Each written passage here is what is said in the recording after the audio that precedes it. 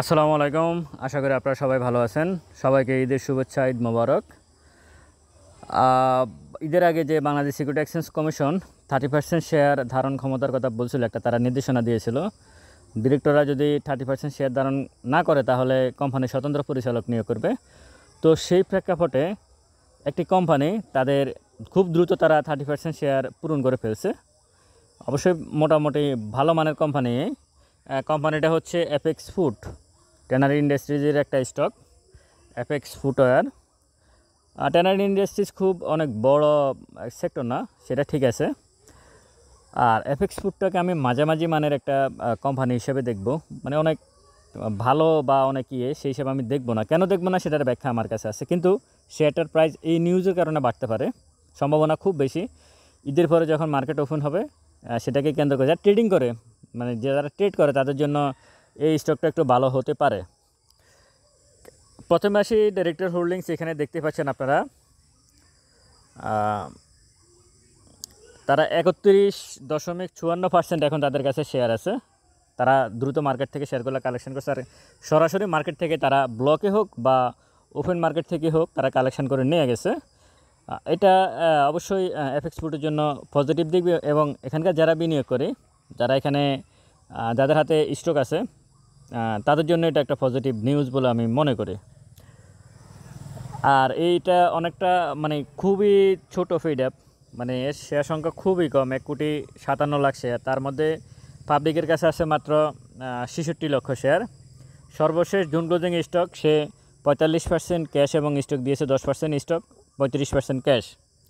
আমি মাঝারি মানের কোম্পানি বলতেছি এই কারণে তার ইপিএসগুলোর সাথে শেয়ারের প্রাইসের মিল নাই। সম্ভবত তার শেয়ারের প্রাইস এই মুহূর্তে চলতেছে আপনার শেয়ারের প্রাইসটা চলতেছে এই মুহূর্তে 196 টাকা। তার শেয়ারের প্রাইস এই মুহূর্তে এফএক্স ফুডের শেয়ারের প্রাইস চলতেছে 196 টাকা, কিন্তু সে ডিভিডেন্ড দিচ্ছে আপনার 35% ক্যাশ এবং 10% স্টক। তো সেই হিসাবে এত টাকা প্রাইস আমি তাকে দিতে রাজি না এফএক্স ফুডকে। হ্যাঁ, তার পজিটিভ দিক আছে, মানে তার পজিটিভ দিক হচ্ছে আপনার আমি যদি বলি, এখানে দেখা যাচ্ছে 1993 সালে সে লিস্টিং করছে, পেড অ্যাপটা কম আছে, হ্যাঁ, কিন্তু তার লোন আছে অনেক বেশি। তার লোন আসে বেশি, এই কারণে সে ডিভিডেন্ডটা ওইভাবে দিচ্ছে না। কিন্তু তার পজিটিভ দিক যেটা আমি বলতেছি সেটা হচ্ছে ন্যাব 432 টাকা আছে পার শেয়ারে। নেট অ্যাসেট ভ্যালু যেটাকে আমরা বলি, সম্পদ মূল্য, এটা কিন্তু এফএক্স ফুডের অনেক বেশি।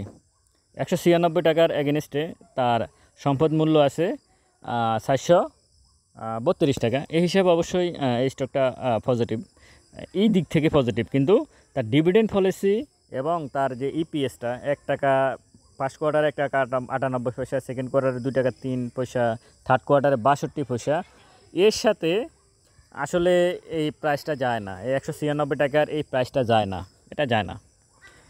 প্রাইসটা যে কোনো শেয়ারে বাড়তে পারে সেটা ভিন্ন বিষয়, কিন্তু আপনি যখন ফান্ডামেন্টাল ব্যাকগ্রাউন্ডে যে ঢুকবেন। আচ্ছা, এক ভাই কমেন্টস করছিল যে আমি বলছিলাম যে আপনার কাছে যদি 5 লাখ টাকা থাকে আপনি কি বিনিয়োগ করবেন, পুঁজিবাজারে আসবেন, না সঞ্চয়পত্র কিনবেন, না ব্যাংকে যাবেন? উনি বলছে যে আপনি মানুষকে বিভ্রান্ত করতেছেন, পুঁজিবাজারে আসার জন্য উৎসাহিত করবেন না। আসলে পুঁজিবাজারে কিছু লিস্টেড কোম্পানি আছে, সবাই 400 কোম্পানি আছে, এখানে কিছু স্টক আছে। আমি আপনাকে বলতেছি ভালোভাবে, আপনি শুনে রাখেন। আপনি যদি ভালোভাবে ব্যাকগ্রাউন্ডে গিয়ে চিন্তা করে, এখানে পুঁজিবাজারে 8 থেকে 10টা কোম্পানি আছে, আপনি যদি এখানে এন্ট্রি নেন, আপনি পুঁজিবাজার মানে ঢাকা স্টক এক্সচেঞ্জ ধ্বংস হয়ে যেতে পারে, কিন্তু ওই কোম্পানি যে পরিমাণ ডিভিডেন্ড দেয় সেটা দিয়ে আপনি ব্যাংকের সুদের, সঞ্চয়পত্রের সুদের থেকেও বেশি ইনকাম করতে পারবেন।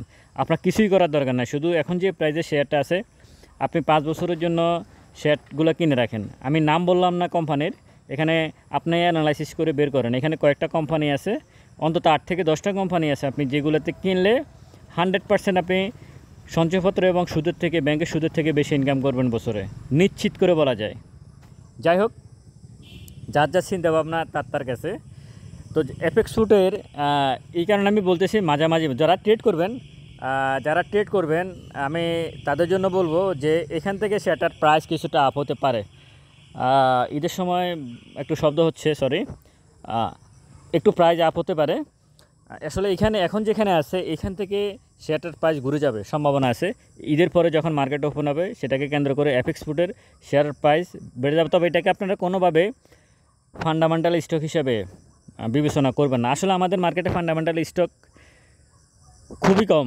আমি তো বারবারই বলি 8-10টা স্টকের বাইরে আর স্টক নেই। অ্যাপেক্স ফুড ভালো, হয়তো আমি যখন কথা বলতেছি তখন অনেকের পায়ে অ্যাপেক্সের জুতা আছে, আবার অনেকের ঘরে তো ওয়ালটনেরও ফ্রিজ আছে, এসি আছে, অনেক কিছু আছে। কিন্তু পরিস্থিতির আলোকে এই কোম্পানিগুলোকে আপনি ওই লেভেলে নিতে পারবেন না। মানে যেভাবে আপনি পদ্মা অয়েল, যমুনা অয়েল, মেঘনা পেট্রোলিয়াম, আপনি Uttara bank, EBL, city bank, BRAC ব্যাংকও না, পূবালী ব্যাংক, হ্যাঁ যমুনা ব্যাংক, এই টাইপের কয়েকটা স্টক আছে। এদেরকে আপনি যেভাবে মূল্যায়ন করবেন, আপনিও সিঙ্গারের আপনার আছে ঘরে, সিঙ্গারের ফ্রিজ থাকতে পারে, সিঙ্গারের এসি থাকতে পারে, সিঙ্গারের সেলাই মেশিন থাকতে পারে, আপনি সেইভাবে চিন্তা করতে পারবেন না।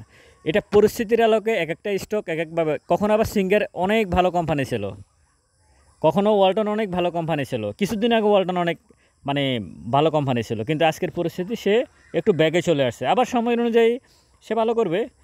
এগুলো অ্যানালাইসিস করে মার্কেটে যখন আপনি ডিপলি চিন্তা করে আপনি যখন এন্ট্রি নেবেন, লোভকে আপনি যখন আপনার মন থেকে বের করে আপনি সুদ, ব্যাংকের সুদ এবং সঞ্চয়পত্রের সুদ, ওটাকে ক্যালকুলেশন করে মার্কেটে ঢুকবেন যে এখান থেকে আমার সামান্য একটু বেশি হলে, প্রফিট হলে বছরে আমি সন্তুষ্ট, তাহলে আপনি জীবনেও এই মার্কেটে লস করবেন না। এটা হচ্ছে সহজ কথা, কিন্তু অ্যানালাইসিস করতে হবে আপনাকে, বুঝে শুনে। এটা মার্কেট, এটা পুঁজিবাজার, এখানে শেয়ারের প্রাইস প্রতি মুহূর্তে আপ ডাউন করে। সুতরাং আপনাকে এখানে জ্ঞান খরচ করতে হবে। সঞ্চয়পত্রে জ্ঞান খরচ করার দরকার নেই। টাকা আছে, জমা দিবেন, সুদ খাবেন। ব্যাংকে টাকা আছে, আপনার কোটি টাকা আছে, আপনি ব্যাংকে জমা দিবেন, সুদ খাবেন, সমস্যা নাই। কিন্তু মার্কেটে যখন আসবেন তখন আপনাকে চিন্তা ভাবনা করে আসতে হবে, ওই অনুযায়ী আপনাকে আসলে ক্যালকুলেশন করতে হবে। তো যাই হোক, ঈদের পরে এই স্টকটা আমি মনে করি খুবই ভালো করার সম্ভাবনা আছে। অন্তত কিছুটা সময় হলো ভালো করবে, যেহেতু এখানকার ডাইরেক্টররা, বিশেষ করে ডাইরেক্টররা যে 30% শেয়ার ধারণ ক্ষমতা করছে অ্যাপেক্স ফুড, আশা করা যায় যে আগামী দিনে এই স্টকটা আপনারা দেখতে পারেন। বিশেষ করে যারা ট্রেড করবেন, ফান্ডামেন্টাল না, ইনভেস্টমেন্টের জন্য না, যারা ট্রেড করবেন এই নিউজের উপর ভিত্তি করে শর্ট টার্ম ট্রেডিং করে কিছুটা প্রফিট আপনারা জেনারেট করতে পারেন। আর ইনশাল্লাহ আগামী দিনে আমি মনে করি মার্কেট মানে ইন্ডেক্সের বিষয়ে আমি ভিডিও দেবো, ইন্ডেক্স কি আরও পড়তে পারে কি না আপনারা শুনবেন। তো ভলিউম যেখানে চলে আসছে এখান থেকে ব্যাক করা ছাড়া মার্কেটের কোনো গতি নাই। একটা জায়গায় থাকে না যে আমাকে ধাক্কাতে ধাক্কাতে আমি ওয়াল পর্যন্তই চলে গেছি, এখন আমি তোমাকে মানে তোমার দিকে এখন তেড়ায় না আসলে আমার জীবন চলে যাবে। মার্কেট এখন ওই জায়গায়, মার্কেটকে ধাক্কাতে ওয়ালের সাথে এখন ঠেকিয়ে দেওয়া হয়েছে। এখন সে ব্যাক করা ছাড়া অন্য কোনো বিকল্প নাই। সেটা হয়তো সময় লাগবে, কিন্তু ব্যাক করবে, এখান থেকে ব্যাক করবে। ভালো থাকবেন সবাই, ভিডিওটা শেয়ার করবেন। আসসালামু আলাইকুম।